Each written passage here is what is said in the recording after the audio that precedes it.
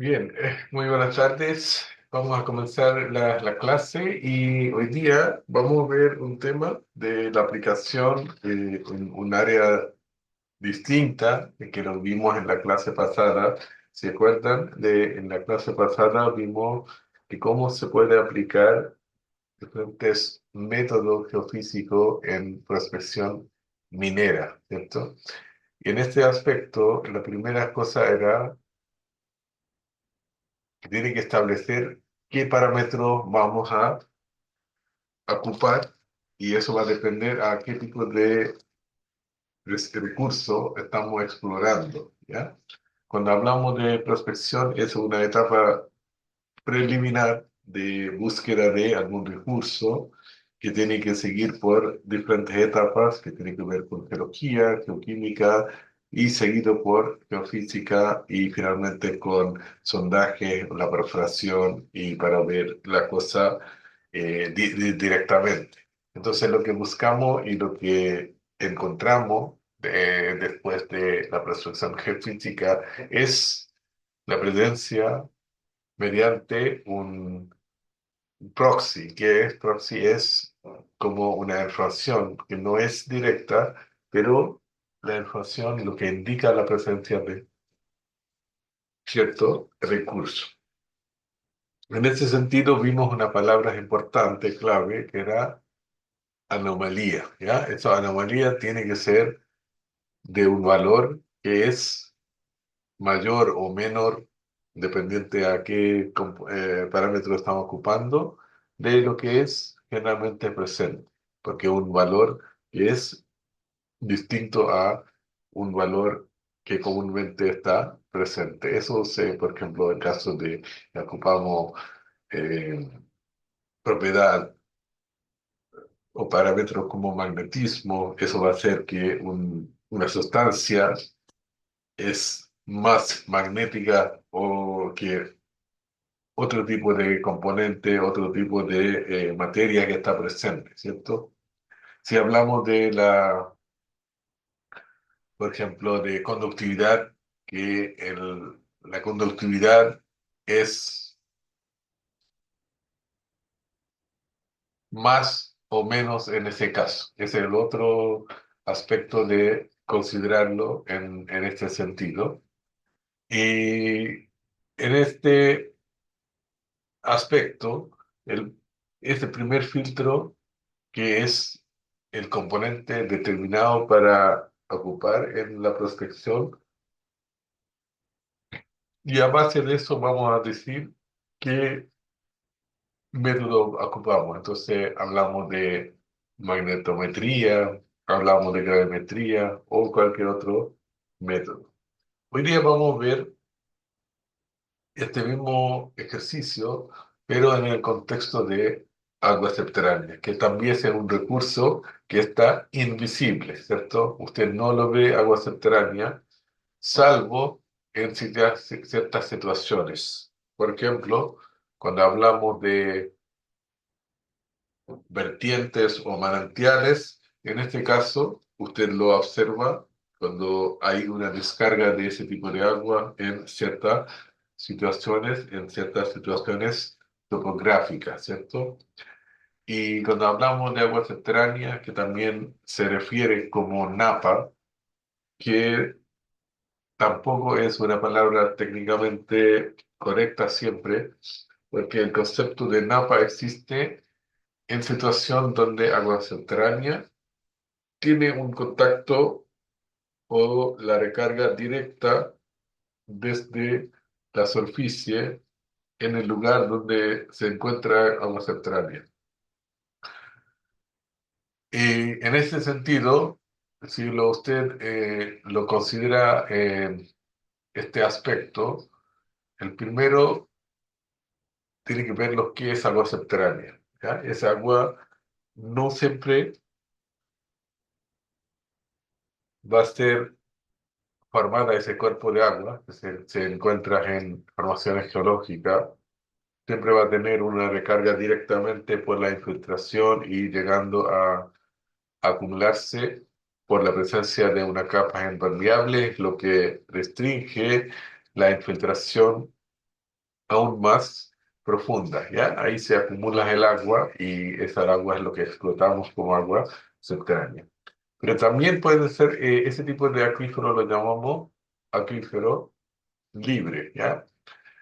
Que, o también tiene otro nombre que se llama acuífero no confinado. ¿Por qué este nombre no confinado?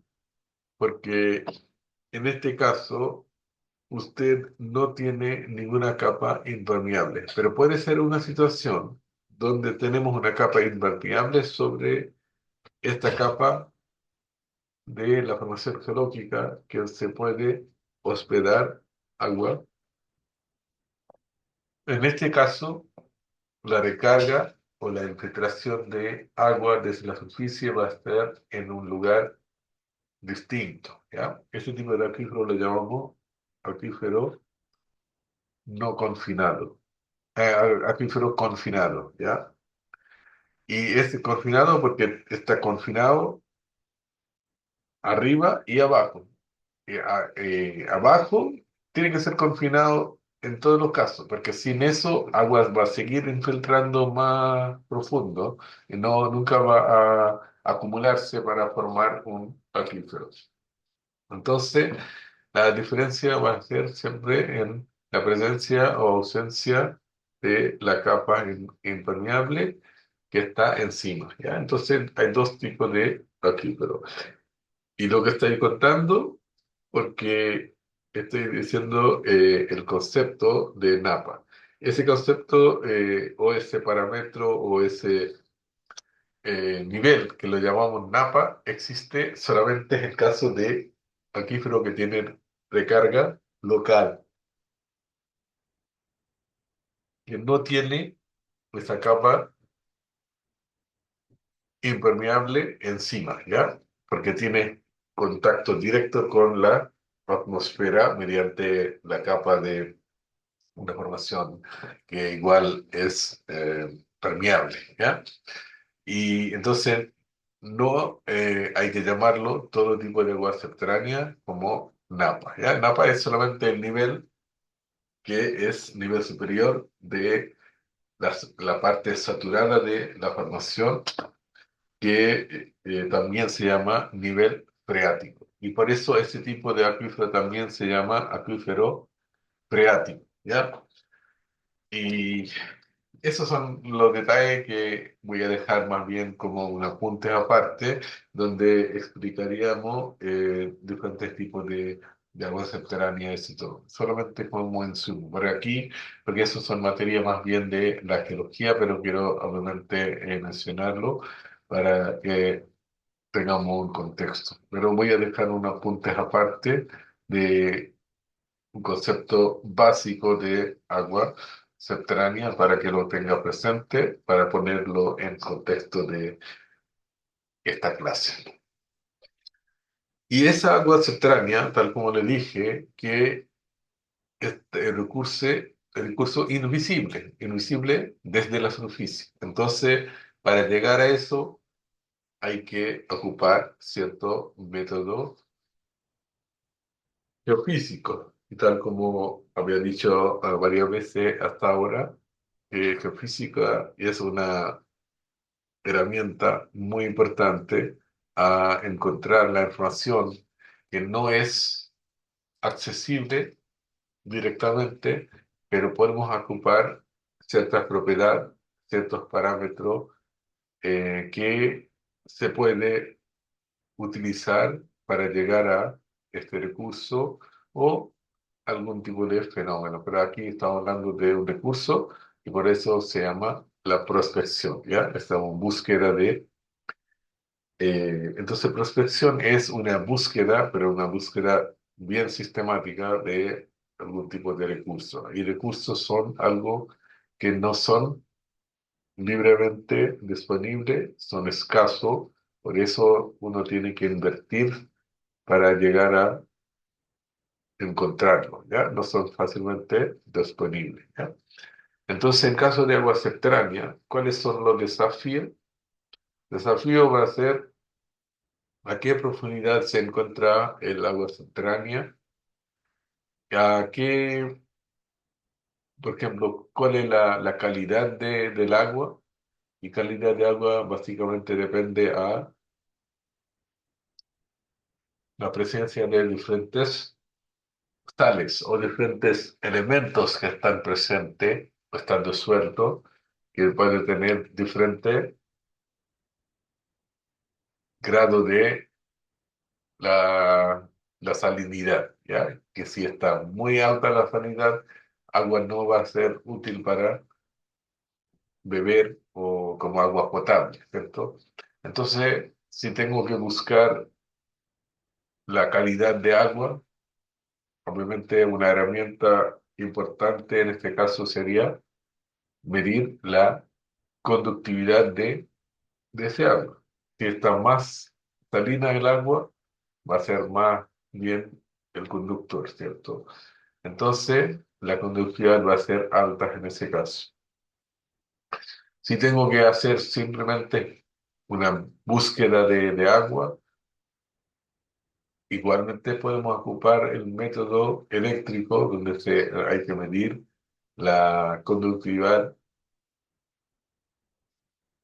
¿Por qué eso? Porque la conductividad de la roca, del agua, del suelo, todo van a ser distintos, ¿ya? Entonces usted va en subsuelo, si hagamos un perfil de esa conductividad, vamos a encontrar diferentes conductividades en diferentes partes y eso nos ayudaría a encontrar este recurso que lo llamamos agua subterránea, ¿ya? Que se encuentra en las formaciones geológicas permeable. ¿Por qué permeable?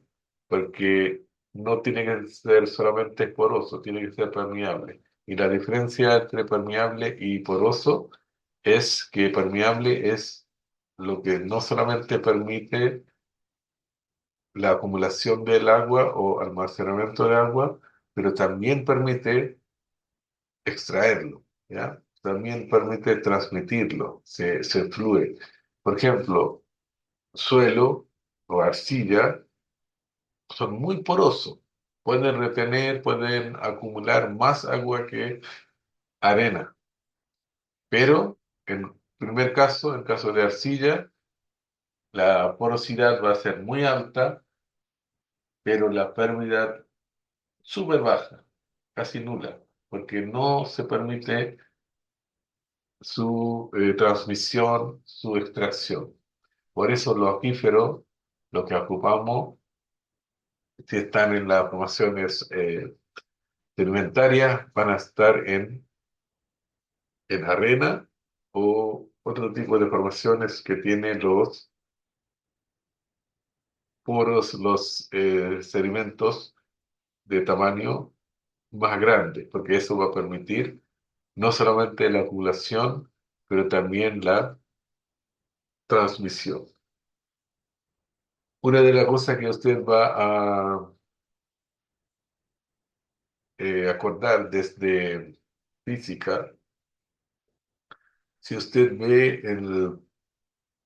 un experimento que deberían haber hecho en dinámica de fluido, cuando hablamos acerca de este concepto de movimiento de diferentes tipos de fluido, deberían haber visto un concepto que se llama capilaridad o también un concepto que se llama la tensión superficial, ¿cierto? ¿Se recuerda?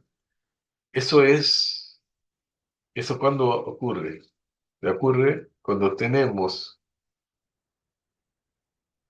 el tamaño de ese tubo, está muy fino, ¿cierto? Si está un poquito más ancho, la presión atmosférica va a ser mandante en ese caso, entonces va a hacer una circulación normal en ese sentido. Pero si no, vamos a tener un proceso que va a ser de movimiento que tenía que superar esa tensión superficial para que salga el agua en ese sentido. Y el otro problema ocurre con otras dos propiedades del agua, que uno que se llama adhesión, el otro se llama cohesión.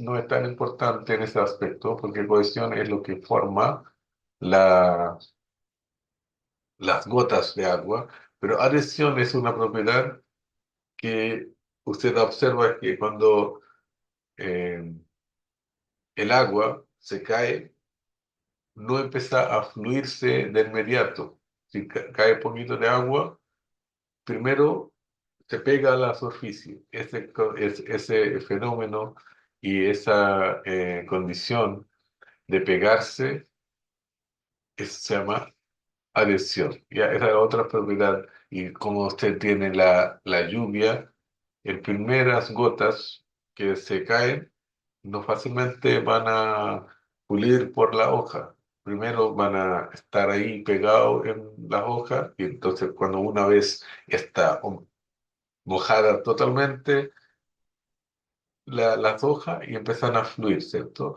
Entonces ese tipo de las propiedades son asociados a los sedimentos muy finos y eso nos permite que que se fluye el agua. Entonces, cuando vamos a hacer la prospección de agua, no solamente hay que ver dónde se encuentra el agua presente en la formación, pero también hay que ver qué tipo de formación estamos. Tanto hay que hacer las mediciones en el medio sólido, lo que es atmósfera, como el medio líquido, que es aguas subterráneas en este contexto. ¿Ya? Y con esa instrucción vamos a comenzar el tema. Entonces, cuando hablamos acerca de cualquier tipo de la prospección, y este concepto que vamos a hablar, eso se aplica en un montón de contextos, y los mismos contextos de hidrogeología, que es del ramo de geología donde se estudia agua subterránea, igual se aplica en caso de petróleo, por ejemplo, ¿ya? Y además hoy día en el contexto de salmuera, que estamos explotando en los salares para extraer litio, ¿cierto?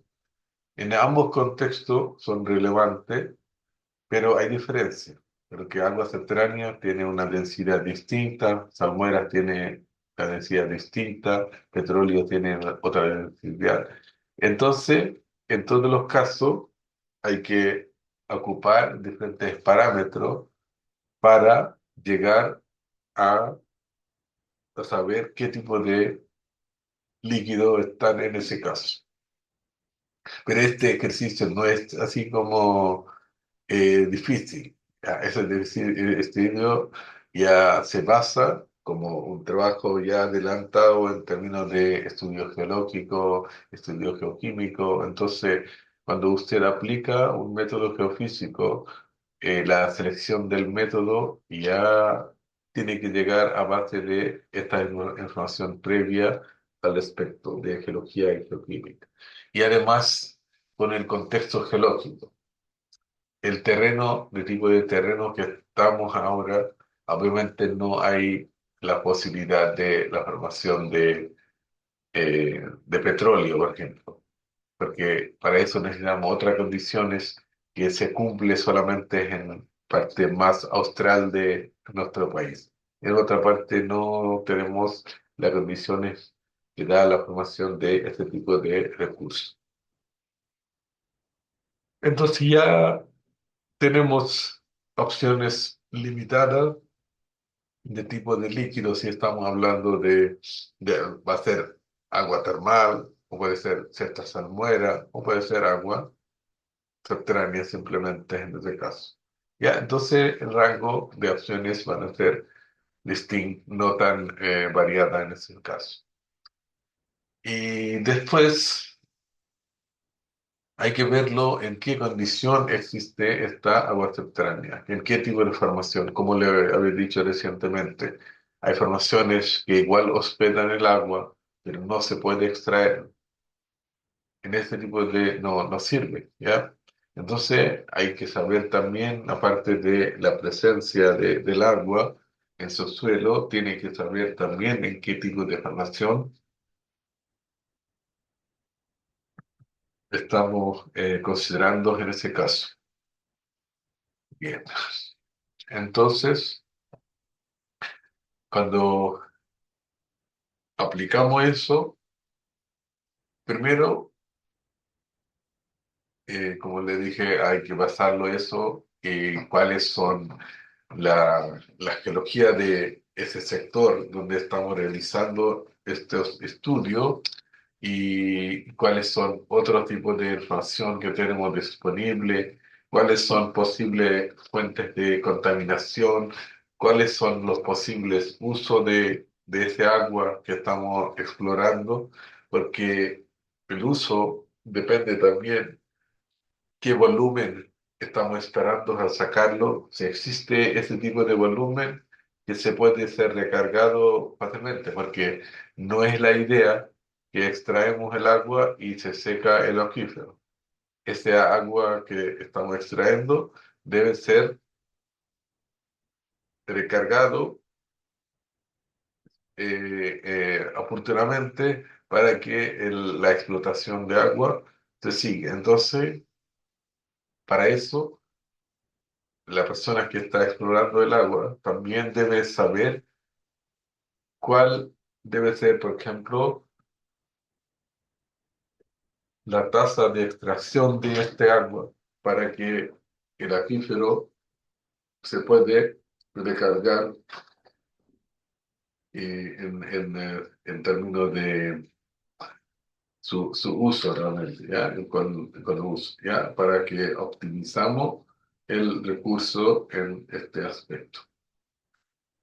Después de eso, selección del método tiene que ser basado a la información previa desde la geología y geofísica y vamos a ver cuáles son los diferentes métodos que uno ocupa para llegar a buscar este método y, y por qué vamos a ocupar un método y no otro, y eso es por razones tanto técnicos como económicos, porque puede ser que cierta información puede ser obtenida mediante un método que es relativamente más costoso que el otro, ¿ya? Entonces usted tiene que recomendar el método adecuado. Entonces aquí hay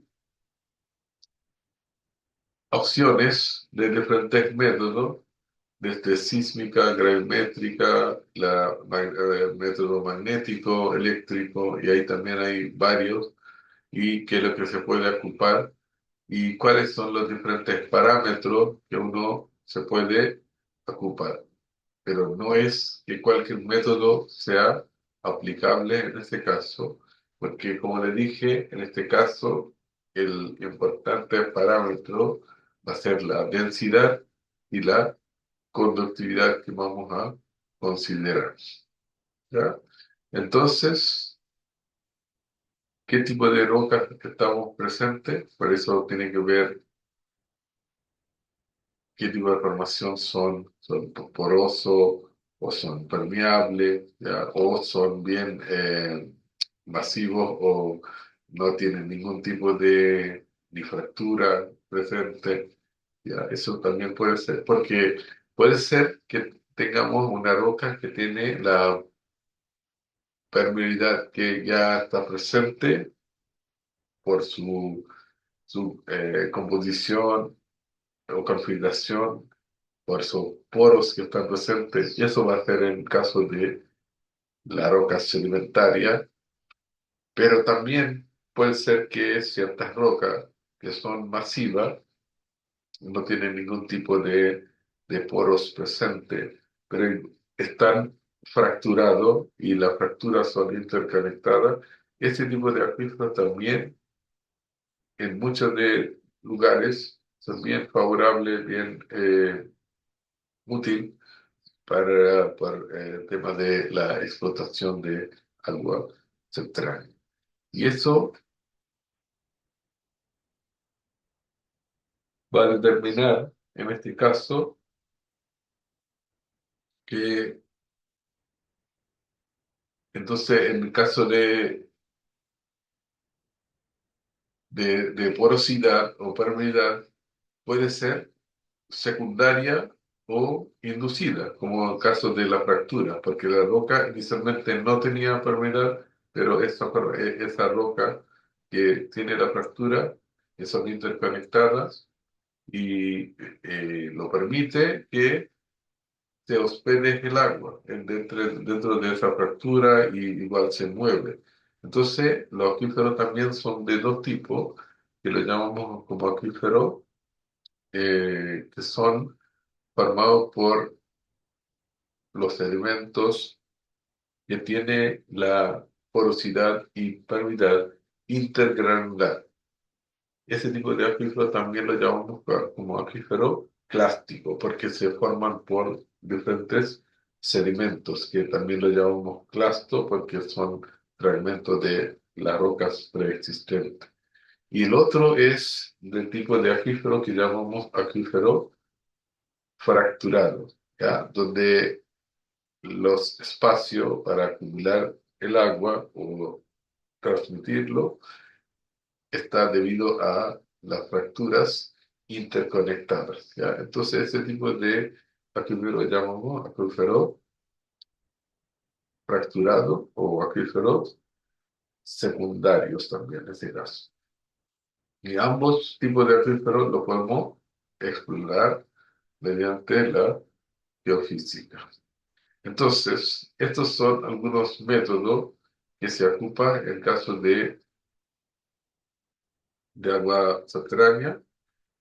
Método sísmico, que está basado a la variación en diferentes velocidades de ondas sísmicas en diferentes medios, dependiente a su densidad, y la velocidad es lo que varía según la densidad de materia. Y después viene método eléctrico, que son más comunes y más utilizados y que se basan en la propiedad como la conductividad de diferentes materiales geológicos y agua subterránea, obviamente. Y también método electromagnético, que es dependiente a estos dos parámetros conjuntos, electro y magnético, porque el electromagnetismo es un fenómeno y no simplemente es de la conducción de la electricidad, es más bien de magnetismo lo que se genera, y ahí también ahí puede ser de dos tipos y cómo se genera ese magnetismo. Pero ese método no es tan utilizado en caso de agua subterránea, y la resonancia magnética tampoco está muy utilizada, pero igual se puede utilizar, pero como le dije, que la selección del método es muy importante, independiente a el tipo de la búsqueda que estamos realizando y además los recursos. Entonces, el método más utilizado en caso de aguas subterráneas son los métodos eléctricos, que vamos a ver algunos ejemplos en este caso.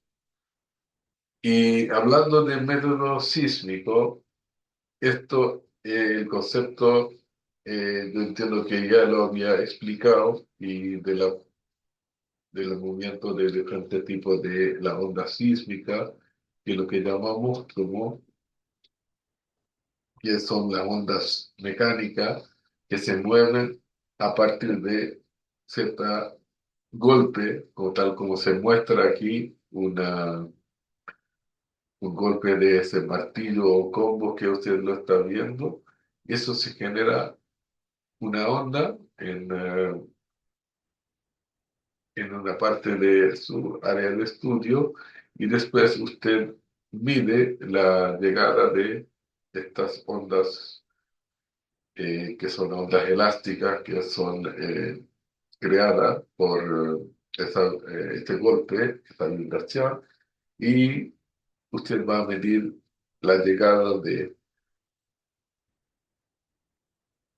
esta onda por diferentes geófonos. Geófono es este instrumento que uno tiene que ocupar para hacer de la medición. Entonces, dos tipos de la onda primaria y la onda secundaria. La onda primaria es lo que va a mover, como está en la primera columna, y la secundaria va a ser que tenga un movimiento más bien así, sinuoso, y eso es lo que es un movimiento que es en la dirección ortogonal a la dirección de propagación de las ondas, ¿ya? Entonces son dos. El primero va a representar y va a estar presente solamente en la parte sólida, el otro va a tener en ambos tipos de. Entonces usted va a ver descifrar diferentes tipos de medios mediante la propagación de las ondas en ese caso. Y dentro de los métodos sísmicos, hay de uno que se llama el tipo de refracción sísmica.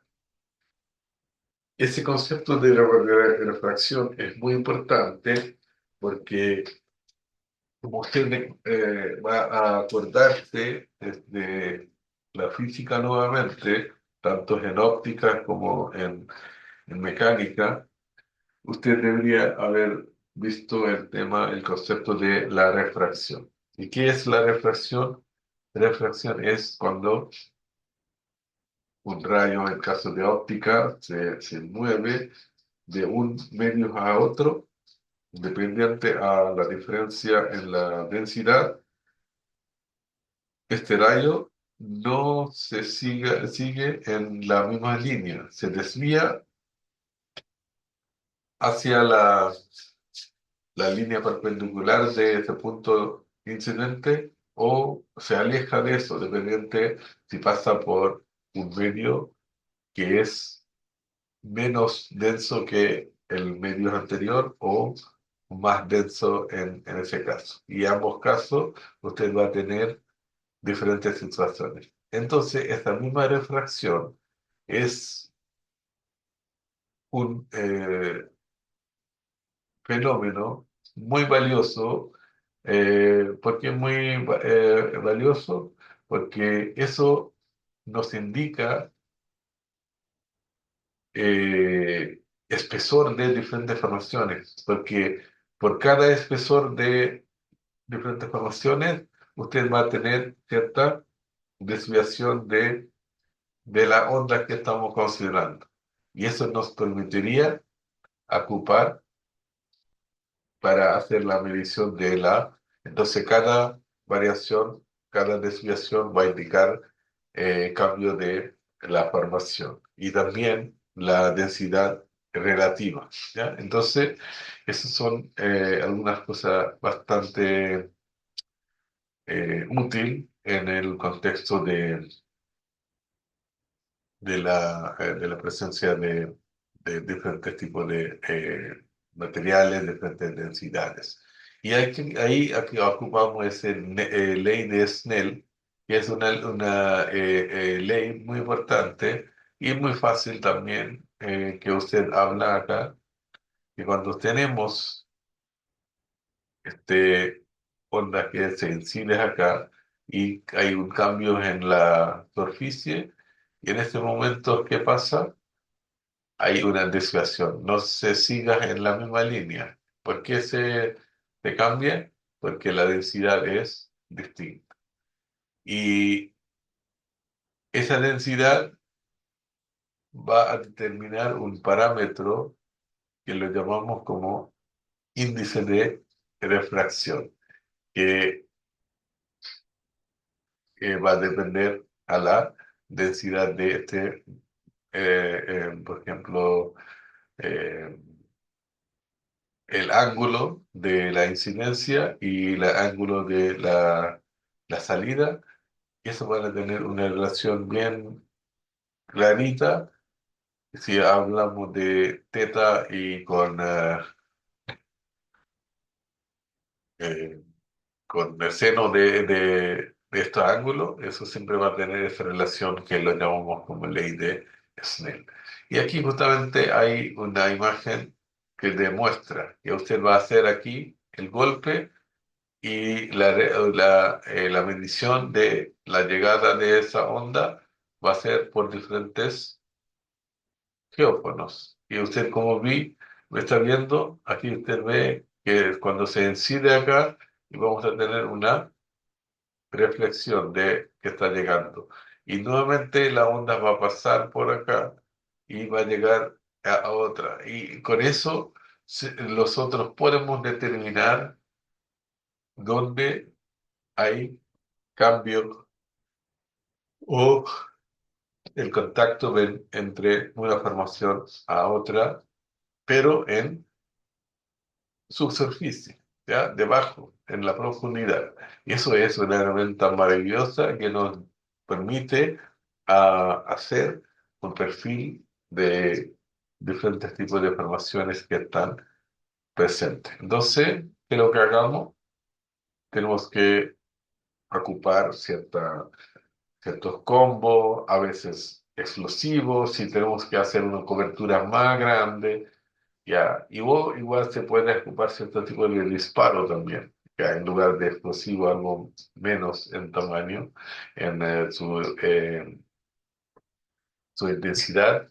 Y luego tenemos que detectar la llegada de las ondas y cómo llega y cuando se demora, y eso va a indicar el tipo de la formación. Y eso se hace la medición mediante geófagos, que son sensores para ocupar la llegada y detectarlo en ese caso.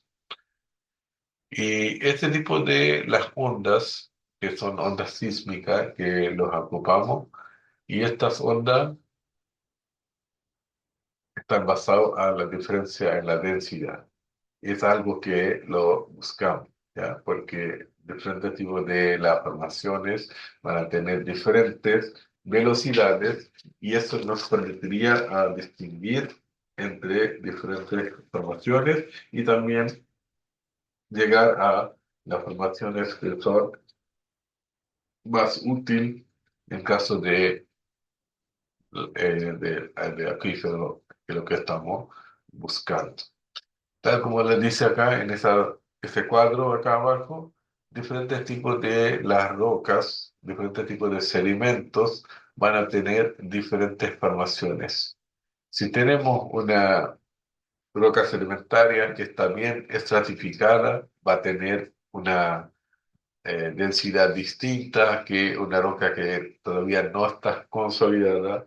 Y si tenemos una roca está bien dura, bien masiva, sin ninguna fractura, y eso va a tener otra velocidad. ¿Y cuándo va a ser velocidad más alta? La velocidad más alta va a ser donde vamos a tener una formación sin porosidad y permeabilidad en ese caso, ¿ya? Como es caso de granito, en caso de las rocas que son más masivas, por ejemplo, en ese caso. Pero la misma roca, si está fracturada, van a tener mucha permeabilidad en este caso. Entonces aquí estamos hablando de una roca bien cristalina, bien masiva en ese sentido. Por ejemplo, usted va a encontrar diferentes velocidades ahí en su estudio y luego usted tiene que traducirlo en términos de las formaciones geológica que está presente. Por ejemplo, tenemos aquí hay una velocidad, aquí tenemos otra velocidad, aquí tenemos otra más. Entonces, usted ya van a marcar, aquí, ok, acá se encuentra la densidad X y aquí también hay un aumento y ese aumento es justamente por la presencia del agua en este caso, ¿ya? Entonces, a base de eso, primero usted va a tener perfil en términos de este proxy, que en este caso es la velocidad. Y luego usted va a ir y va a hablar acerca de tipo de las formaciones que están presentes. Y eso era en la misma tabla que está ahí, el título se quedó acá. Y aquí son las velocidades que están presentes aquí en este caso, de diferentes materiales. Como dice weather material, eso significa que la roca que ya está desintegrada, entonces la material que ya fue afectado por diferentes agentes exógenos como el clima, como el tema del agua, eso todo. Y si vamos al otro tipo de información, usted va a tener diferentes velocidades. Aquí en este caso, usted tiene las velocidades que están en kilómetros por segundo, pero en otro caso son en pie por segundo, porque son las unidades que ocupan en Estados Unidos. Y después de eso viene un método más utilizado que se llama método eléctrico. Y este método es sumamente como común y fácil a utilizar en comparación a otro método y, y relativamente más barato también y en comparación con lo que vimos ahora y porque los sensores y esos son más costosos en caso de los geófonos, por ejemplo. Entonces aquí, en caso de la resistividad, que es opuesto a conductividad, lo que vamos a medir en este tipo de los métodos, porque van a indicar diferentes densidades de diferentes materiales, desde diferentes formaciones hasta diferentes calidades de agua, y eso nos permitiría a descifrar diferentes. Por ejemplo, muchas veces pasa que tenemos un acuífero, debajo hay otro y debajo hay otro, que a veces son conectados, interconectados. Entonces usted puede ver la variación también en la densidad de estos diferentes acuíferos, porque la calidad de agua no necesariamente va a ser igual en todos los casos, porque la densidad, aparte de la química del agua, también depende a dónde se encuentra el agua, en qué tipo de formación, porque puede ser que algunos de estas formaciones puede ser más susceptible a reaccionarse con el agua. Entonces, para la química de agua va a cambiar en estos casos. Y dentro de los métodos eléctricos, lo más común es el método que se llama sondeo eléctrico vertical, que se llama SEV. Es el método lo más común que vamos a ver diferentes configuraciones de eso. Y luego viene una cosa que se llama calicatas eléctricas. ¿Qué es calicata? Usted ya debería haber escuchado de eso, ¿cierto? Y esto se hace para ver cómo está la variación en una formación. Eso también se hace a la superficie, donde usted tiene un afloramiento y usted hace que saca la material, lo que está afuera, porque eso material puede ser afectado por diferentes procesos exógenos, pero quiere que venga ver un material que aparecería más fresca y para eso hasta hagamos una calicata para ver la variación y en los cambios en diferentes formaciones. Y ese mismo nombre se ocupamos en caso de calicatas eléctricas, y por eso también se puso el nombre como calicatas eléctricas, pero vamos a ver uno por uno. Ya, primero vamos a ver los métodos SEV, que es sondeo eléctrico vertical. Y tal como dice vertical, porque vamos a ver este tipo de variación en un vertical, ¿cierto? Y el sondeo es obviamente algo que hagamos para determinar los valores, ¿cierto? Y eso hay que considerarlo. Y cuando hablamos acerca de reciprocidad o la conductividad, siempre tiene que ser medido en ciertas unidades, ¿ya? Y la resistividad se mide en ohm metro, ¿ya? Y ese ohm metro es la resistividad. En caso de la conductividad va a ser directamente inversa, uno dividido por la resistividad, ¿ya? Porque estos dos fenómenos son opuestos. Entonces, el primer método que ocupamos en sondeo eléctrico vertical o el SB tiene una configuración, lo que se representa aquí en esta figura, donde, y este tipo de configuración que se llama tipo Schlumberger. Schlumberger fue un científico, un geofísico, que dio este método, que igual lo ocupamos en exploración de petróleo y otro tipo de recursos también, pero es más común su uso aquí en caso de aguas subterráneas. Donde usted ve que tenemos la, la presencia aquí de diferentes electrodos que están presentes aquí, Mn y AB, y después usted ve que A se cambia a, por ejemplo, a asterisco o A como eh, A1, A2, A3, usted puede decir de otra forma. Entonces, en este caso, la ubicación de estos dos electrodos van a ser fijos y vamos a variar la ubicación de otros dos electrodos o otro, por ejemplo, par de los electrodos, y eso nos permitiría hacer las mediciones porque vamos a ver la, la propagación de las ondas desde este punto a otro, desde este punto a otro, luego a otro nuevo punto y nuevo en otro lado. De esa forma vamos a empezar a ampliar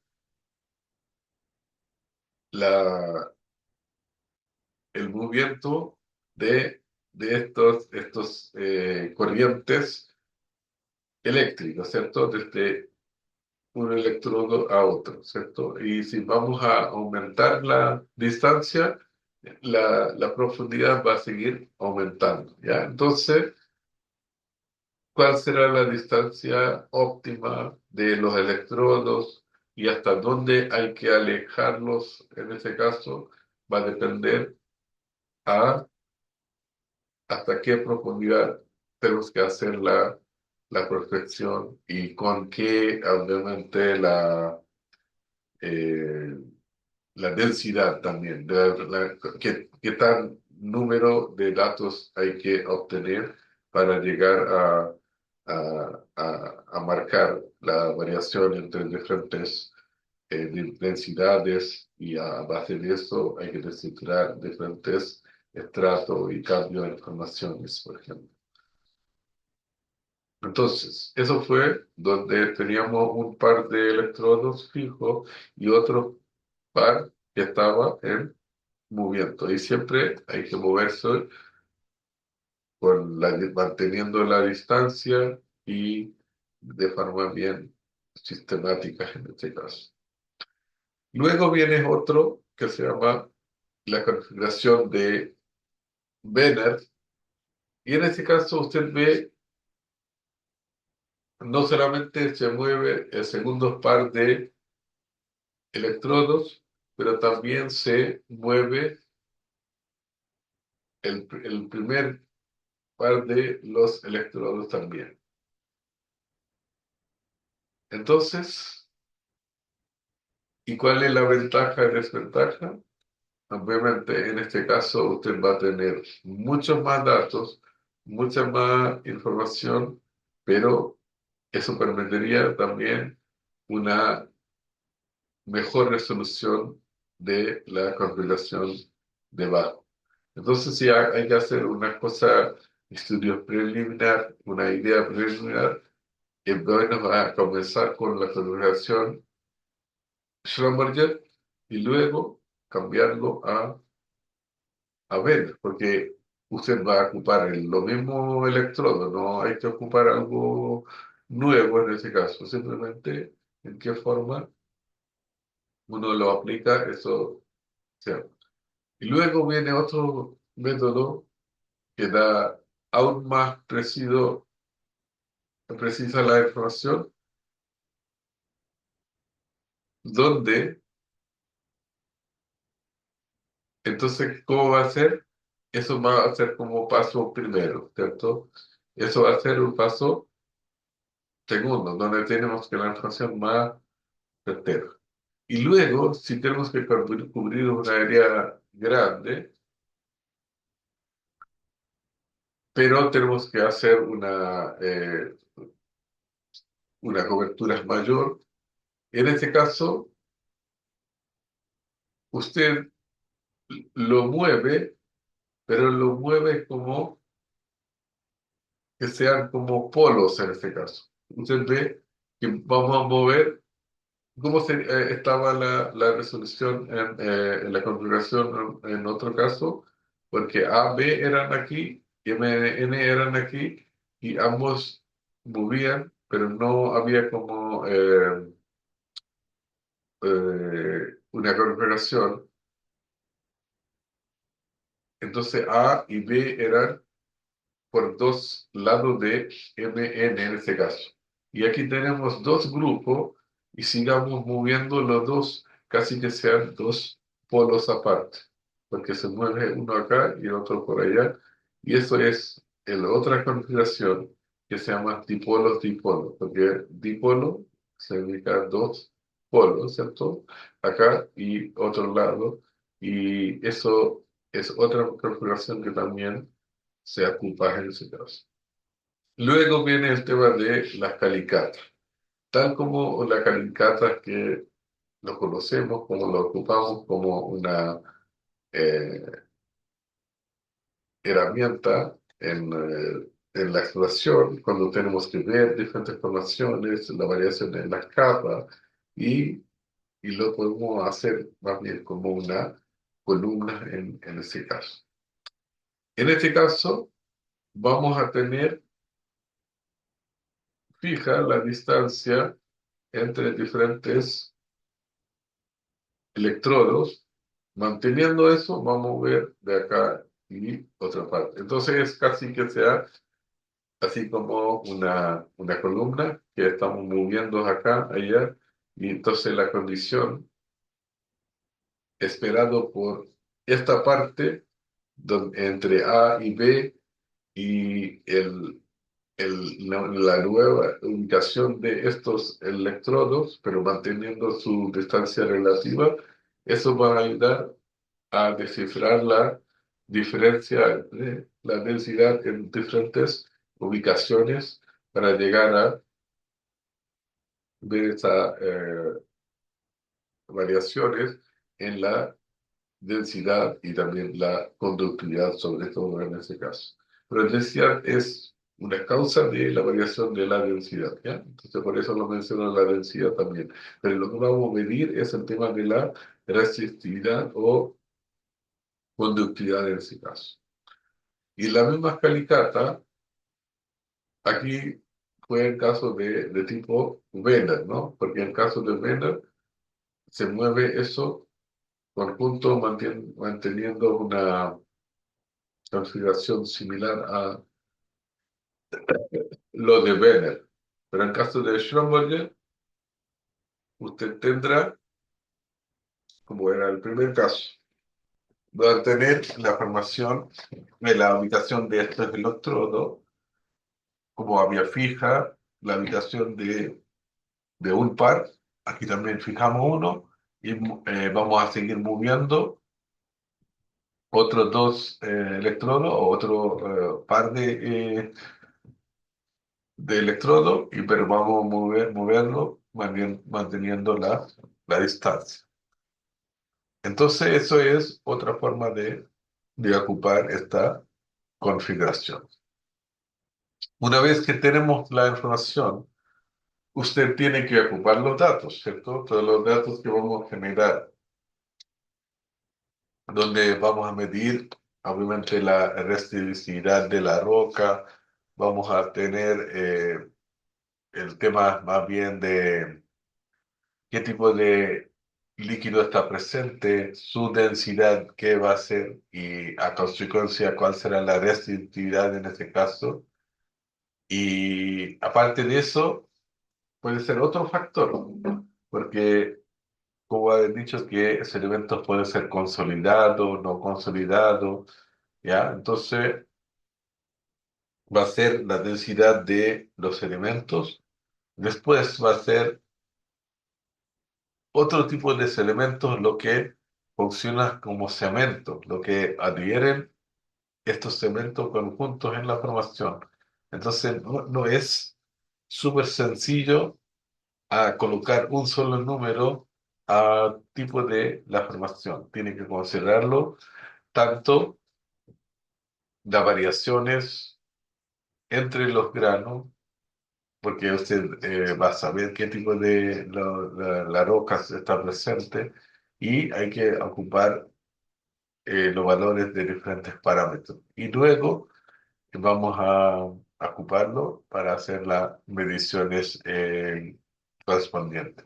Entonces, en la parte práctico de estos método, vamos a ver algunos ejemplos de utilizando y cuáles son los datos obtenidos y cuáles son los diferentes tipos de la información que uno puede generar en ese caso. Pero eso voy a explicar en la parte donde vamos a ver la parte de métodos eléctricos en el contexto de su aplicación.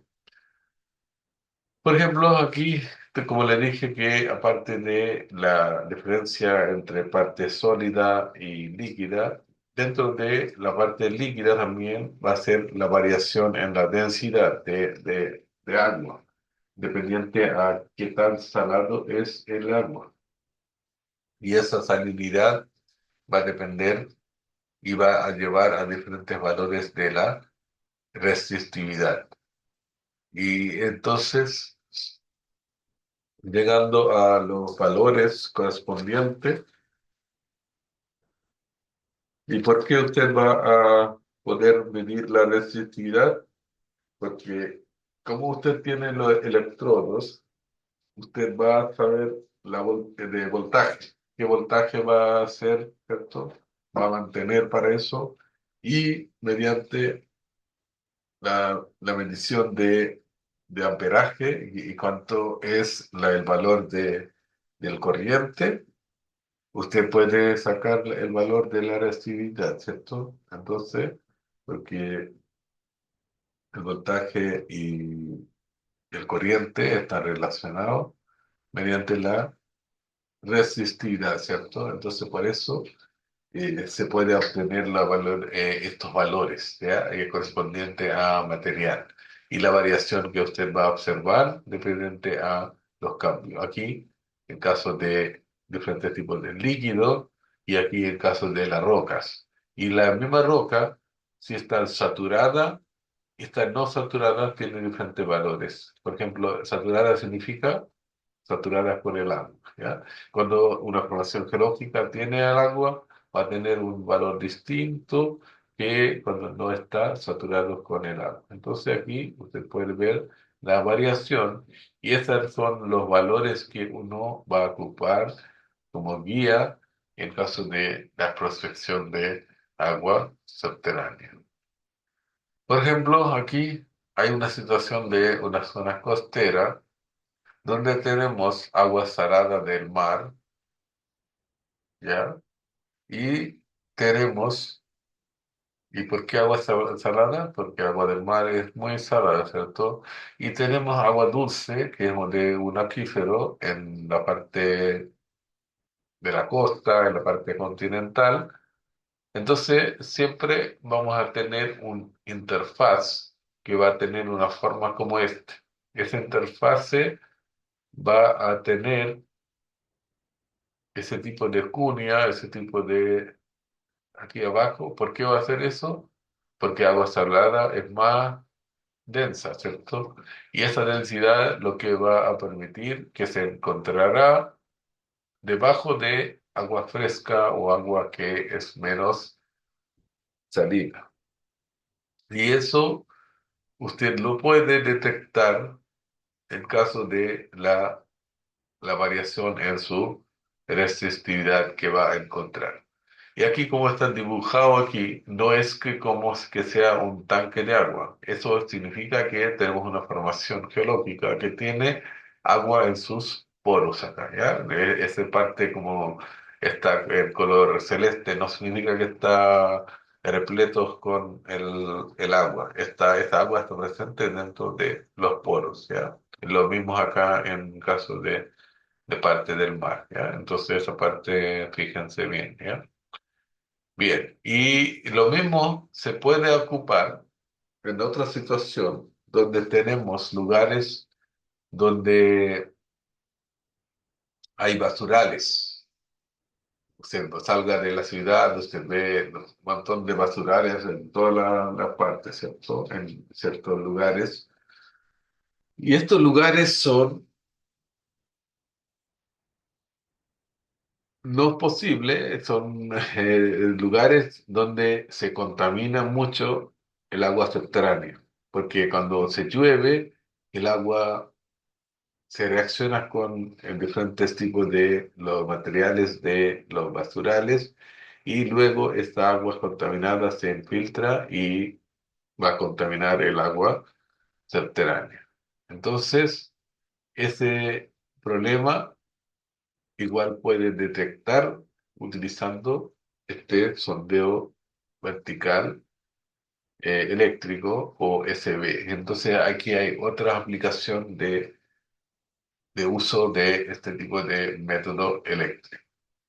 Ahora estoy mostrando cómo se hace la medición. Como le dije, que se hace la medición de este corriente, este voltaje que vamos a tener y que va a mantener mediante la batería que vamos a ocupar y vamos a medir de cuánto es amperaje en este caso y eso se hace mediante los diferentes electrodos que están presentes, ¿ya? Entonces se van a tener las mediciones que se puede observar y se puede obviamente registrar de formas continuas en ese caso. Y luego, usted ya no tienes los cables que, por donde se conectan los diferentes electrodos que usted tiene que ocupar y cuántos van a ser los electrodos, cuál será su configuración. Eso va a depender qué tipo de configuración que uno está ocupando, ¿ya? Y el otro instrumento es de donde se mide la los sismógrafos que tenemos para hacer la medición en caso de la refracción sísmica, ¿ya? Entonces los perfiles van a ser de ese estilo como se observa aquí en la pantalla de instrumento. Y aquí es como se ve un geófono, ¿ya? Que tiene que eh, ponerlo, esta pata, en el suelo, en este caso, en los elementos, rocas donde hay que colocarlo. Y entonces esta parte está enterrada, ¿ya? Entonces esta parte enterrada en ese caso. Y con eso se hace, por ejemplo, un perfil, y aquí en caso de el uso de SB, el sondeo eléctrico vertical, ustedes van a tener diferentes valores de densidad y a base de eso uno puede, y aquí la situación es en caso de un embalse, por ejemplo, ¿ya? Aquí va a tener una configuración similar a lo que se uno ve acá en esta pantalla. Y aquí es de diferentes tipos de los instrumentos, la logística que está necesaria y que lo que hagamos en el uso en terreno. Y todo este tipo de equipo tiene que ser obviamente revisado, calibrado antes de ir a terreno, porque el trabajo en terreno obviamente es que tiene que ser muy eficiente, obviamente eh, el diseño que uno tiene que hacerlo según, porque el diseño de qué, el diseño de, por ejemplo, la malla, por ejemplo, cuántas mediciones hay que hacerlo, en qué tipo de malla, qué tipo de grid uno tiene que ocuparlo en este caso. ¿Ya? Y, por ejemplo, en cualquier tipo de los instrumentos que uno lo lleva, y hoy día obviamente más fácil a tener los datos hay que ir registrado y que lo puede revisar posteriormente cuando a la vuelta, pero es bueno hacer un control en terreno también, revisando si todo está registrando bien, porque si no, puede ser una salida sin ningún tipo de éxito en ese caso. Y las variaciones, usted lo puede ver de forma bien precisa. Aquí hay una variación entre una fracción con arena y otra parte de arcilla, que es una parte muy porosa. Y eso es muy permeable, ¿ya? Porque las dos cosas distintas que había explicado hace poco. Y en este caso, usted puede marcar bien el interfaz dependientes a la densidad de las mediciones que uno lo hace, que tan densos son. Y aquí, en otro caso, usted puede ver una formación que es de unas rocas masivas como granito, que no presenta ningún tipo de la fractura, y una situación bastante distinta. Y en caso de que tendrá la fractura, la situación va a ser bastante variable. Ese valor, por ejemplo, de Rho 12, que es representando la densidad, va a ser muy distinta en ese caso. Y en caso de los métodos electromagnéticos, y en este caso no son tan comunes en caso de agua subterránea, porque este tipo de método básicamente se ocupan cuando tenemos la posibilidad de, y también son más complejos en ese sentido, y entonces los métodos los más ocupados porque los valores no son tan grandes, porque ¿cuál es el método que tiene que ocupar? Donde los valores de parámetro van a ser considerables y más fácil a ver la diferencia entre lo que estamos buscando y entre lo que no corresponde, ¿ya? Entonces, esos son otros aspectos que uno debe considerar al respecto de uso de este método, ¿ya? Entonces, este tipo de método, solamente para mencionarlo, que igual se puede ocupar, pero el uso no es común como en caso de el uso de sondeo eléctrico vertical. Entonces lo dejo solamente como una información adicional. Ya, voy a tomar una pausa por acá.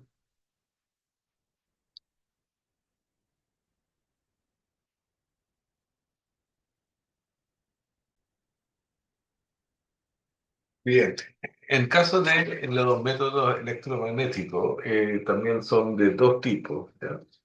Se llama BLF, que se llama como Very Low Frequency, la frecuencia muy baja. Y porque esos son todos son diferentes ondas, que la onda siempre tiene que ver explicado en términos de amplitud, subfrecuencia, ¿cierto? Y longitud en ese sentido. Y entonces en caso de BLF son lo que tiene una frecuencia muy baja, a la diferencia a otro que se llama GPR, ¿ya? Que es un método geofísico que ocupa mucho en arqueología, mucho. ¿Ya? Entonces, esos métodos se llama como Ground Penetrating Radar. Radar es un tipo de la frecuencia que tiene una frecuencia muy alta, ¿ya? Entonces, son dos extremos en ese caso. Entonces, dos tipos de los métodos se ocupan. ¿Por qué tiene una frecuencia alta y tiene una, por ejemplo, la capacidad de penetración más profunda y eso se ocupa mucho en la arqueología, como dije recién, para ubicar diferentes tipos de artefactos, encuentro esqueletos, ubicar los cementerios antiguos, muchos tipos de la aplicación se hace en caso de el método y es muy fácil a utilizar y se ocupa muchísimo en encuentro para ubicar alcantarillas que son bien antiguas, donde se pasa, los cables, ese tipo de cosas. Entonces, ese tipo de herramienta de GPR es muy común y se ocupa y porque son fáciles a utilizar también en ese caso, porque los aparatos son bien fácil a moverlo y transportarlo y también el uso de manejo son más fáciles en ese sentido. Y por eso voy a mostrar un poquito más acerca del tema de, de GPR, donde tenemos este instrumento que se puede mover más bien como carrito y este instrumento como si tenemos que ubicar ciertas cosas, usted va a seguir penetrando con su frecuencia, obviamente la parte ahí se refleja como porque son la parte más rocosa y si usted está buscando ciertos tipos de los cuerpos, ciertos tipos de la formación y se puede ver la variación en ese caso, ¿ya? Entonces, de esa forma, con usted mueve, por ejemplo, en esta línea, otra línea, y usted va a hacer varios tipos de por ejemplo, como transectas en ese caso, y esa transecta le va a permitir a hacer una configuración tridimensional de objetos de interés que tiene debajo. Entonces, por eso lo dije que ocupan muchos en casos de arqueología este método de GPR. Bien, y obviamente esto va a ser basado a los diferentes tipos de los datos que se obtiene y una vez que tiene todo tipo de los datos vamos a ocupar para la ubicación. Pero la mayoría de este tipo de los cálculos van a ser hechos por este mismo instrumento y usted va a tener una información como final y de una forma bien fácil a utilizarlo. ¿Ya? Por eso se necesita muy poca expertise en manejo de este tipo de los instrumentos. Y una vez que tiene la inflación, usted va a tener un perfil como este y sacando eso, usted va a ver la variación y dónde está los cambios en tipo de la densidad que vamos a tener de la formación y eso nos permitiría marcar los límites, ¿ya? Y eso es algo que se ocupa en el caso de método eh, de GPR en este caso. El otro es el tema de la resonancia. Tal como se sabe la resonancia, cómo funciona, cuando tenemos la misma frecuencia que está en el contacto, ese se afecta causa ese tipo de la cosa como un fenómeno que se llama resonancia.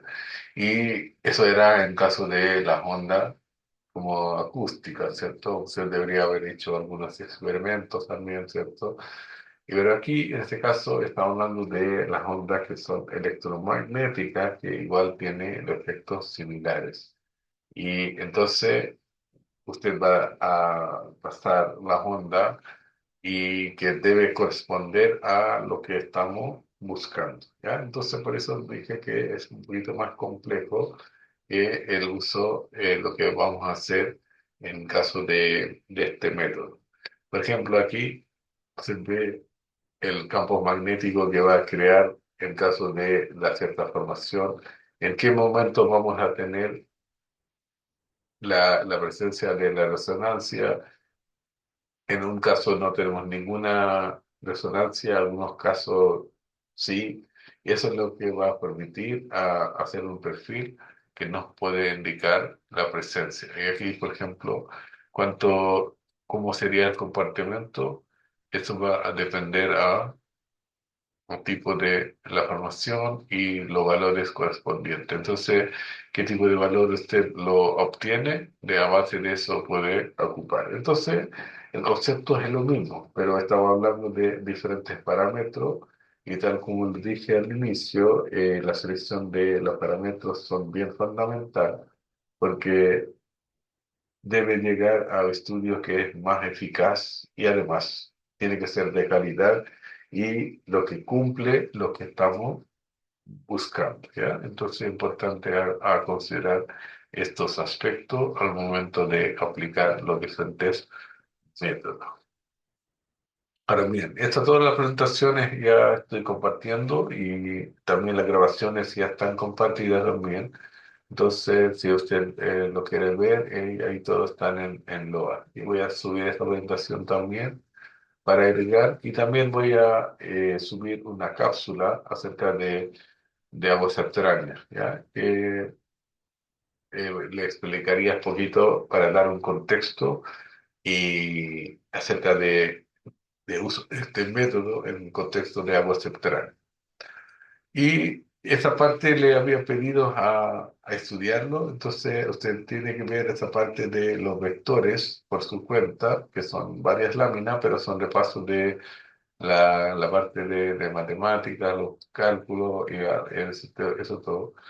Y voy a compartir ahora diferentes apuntes. El primer apunte va a ser la parte de la introducción que había hecho y también algunas cosas que tienen que ver con diferentes tipos de las coordenadas que hay que considerarlo, como las coordenadas que ocupamos mediante diferentes tipos de las predicciones porque ocupamos las proyecciones como UTM en nuestro país, pero no es el único sistema que existe. Entonces hay que ver los diferentes tipos de sistemas de coordenadas que tal vez deberían haber visto en otra asignatura también, pero solamente para repasarlos este concepto.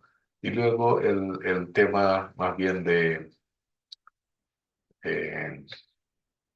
de diferentes tipos de conceptos de geología, cómo se aplican. Entonces voy a compartir como dos apuntes y como avanzamos en diferentes materias, vamos a seguir agregando más apuntes que usted lo puede revisar y luego lo podemos ver aquí en esta clase. ¿Ya? Y aquí hay otra que tiene que ver con los métodos gravimétricos que vamos a ver en las siguientes clases, y que ya tengo la presentación que había considerado para la clase de hoy, pero falta tiempo para terminar eso. Entonces, en la siguiente clase voy a ver eso, pero antes de eso voy a dejar compartida esa parte que lo mencioné, este apunte va a estar presente para ustedes, pero vamos a ver los diferentes conceptos y los vamos a ver en un poquito más detalle durante la clase. Y una vez que terminamos eso, y voy a compartir algunas guías de ejercicio que usted debe resolverlo para ver aplicación de diferentes fórmulas, ecuaciones que vamos a tratar aquí en la clase, aquí en ese horario. Bien, con eso le dejo en la clase de hoy y la grabación voy a compartir. Una vez que finaliza el procesamiento de eso, y entonces tengan excelente tarde y nos vemos en la siguiente clase. Cualquier consulta se puede dirigir mediante el correo y lo podemos ver acá. ¿Ya? Muchas gracias. No, profe, gracias. De nada. Chao, profe, que esté bien, Chao, chao. cuídese. Igualmente.